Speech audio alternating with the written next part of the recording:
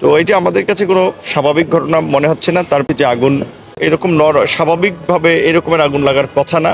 দ্বিতীয়ত আগুনের যে ধরন, বিশেষ করে আপনার 5টি ফ্লোর, আপনার 5, 6, 7, 8, 9, তার মধ্যে 4টি ফ্লোর খুব ভয়াবহভাবে আপনার একেবারে ক্ষতিগ্রস্ত হয়েছে। এবং বিশেষ করে আমাদের স্থানীয় সরকার ও পল্লী উন্নয়ন ও সমবায় বিষয়ক মন্ত্রণালয়ের উপদেষ্টা জনাব আসিফ মাহমুদ এবং তথ্য, ডাক ও টেলিযোগাযোগ মন্ত্রণালয়ের একই বিল্ডিংয়ের আপনার একই ফ্লোরে তাদের দুটো অফিস ছিল। সেই দুটো অফিসের ওই ফ্লোর সহ উপর এবং নিচে কয়েকটি ফ্লোরের যেভাবে পুরে বিল্ডিংয়ের বোধহয় পলেস্টারা খসে যাচ্ছে, তার মানে বোঝা যাচ্ছে আগুন কিংবা সেটা ধরেন যদি অন্য কোনো দাহ্য পদার্থ থাকে সেটা তীব্রতাটা ব্যাপক। তো এটা আমাদের কাছে কোনো স্বাভাবিক ঘটনা মনে হচ্ছে না। তারপরে এরকম একটি ঘটনায় অনুমান নির্ভর কথা বলার চেয়ে একটা সঠিক স্বচ্ছ তদন্ত করার পরে আসলে পুরো বিষয়টি বলা যাবে। আমরা দেখেছি ওখানে ফায়ার সার্ভিসের বিশেষজ্ঞরা এবং আপনার সিআইডির ফরেন্সিক টিম তারা তদন্ত করছে। আশা করছি খুব দ্রুত সময়ের মধ্যেই আমরা এই ঘটনার কারণগুলো জানতে পারবো। তবে ঘটনার কারণ যাই হোক, প্রতিকার তো অবশ্যই হবে, কিন্তু এই ঘটনা আমাদের চোখের সামনে কিছু বিষয়কে দেখিয়ে দিয়েছে। যেমন বিশেষ করে আমরা এখনও যে অ্যানালগ যুগে পড়ে আছি, এই যে কাগজপত্র ফাইলের যে স্তূপ, এগুলোকে ডিজিটালাইজ করা দরকার। যদি ডিজিটালাইজ করা হতো তাহলে কিন্তু এই গুরুত্বপূর্ণ নথি হয়তো কিছুটা থাকতো সার্ভারে। আপনার বিশেষ করে আমরা যেটা জানি যে সরকারের বিভিন্ন মন্ত্রণালয় গত 16 বছর ধরে আওয়ামী সরকার আমলে যে লুটপাট হয়েছে, যে চুরি হয়েছে, তার একটা মন্ত্রণালয় ওয়াইজ তদন্ত এবং শ্বেতপত্র তারা প্রকাশ করার জন্য কাজ করতেছিল।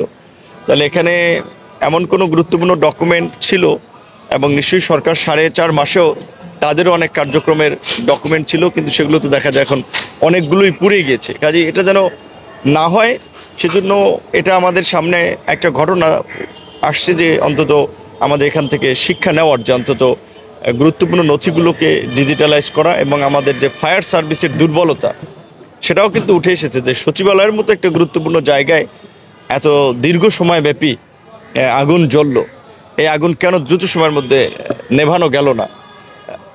পৃথিবীর অনেক দেশেই এই প্রযুক্তিগুলো আছে, আপনার মুহূর্তের মধ্যেই এরকমের আগুন নিয়ন্ত্রণ করা সম্ভব। এখানে তো এমন না যে অনেকগুলো বিল্ডিং একত্রে আগুন লেগেছে, একটা বিল্ডিংয়ে আগুন লেগেছিল। কাজে যেই ফ্লোর থেকে সূত্রপাত সেইখান থেকে হয়তো যদি নেভানো যেত তাহলে হয়তো অন্য ফ্লোরে ছড়াতো না। তার মানে আমাদের ফায়ার সার্ভিস যে মানদাতার আমলের যন্ত্রপাতি ব্যবহার করছে, তার ফলে হয়তো তাদের আগুন নেভাতে আরও বেগ পেতে হয়েছে। এবং শেষ পর্যন্ত দেখা গেল যে একজন ফায়ার সার্ভিস কর্মীও মারা গিয়েছে। দেশের যা ক্ষতি অর্থ হয়েছে, ভবিষ্যতে এগুলো না হোক সেটাই আমাদের প্রত্যাশা থাকবে। সচিবালয়ের মতো এমন একটি জায়গায় এই ধরনের ঘটনা, এটা আসলে দেশের জন্য, রাষ্ট্রের জন্য কোনো অশনি সংকেত কিনা?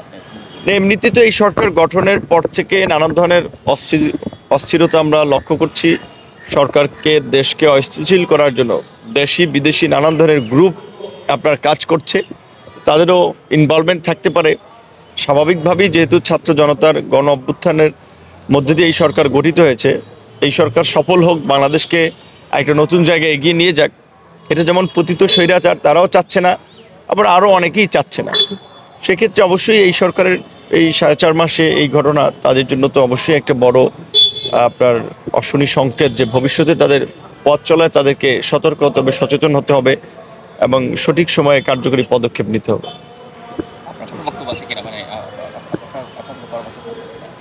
না, আমার যেটা আমি বলেছি। Thank you.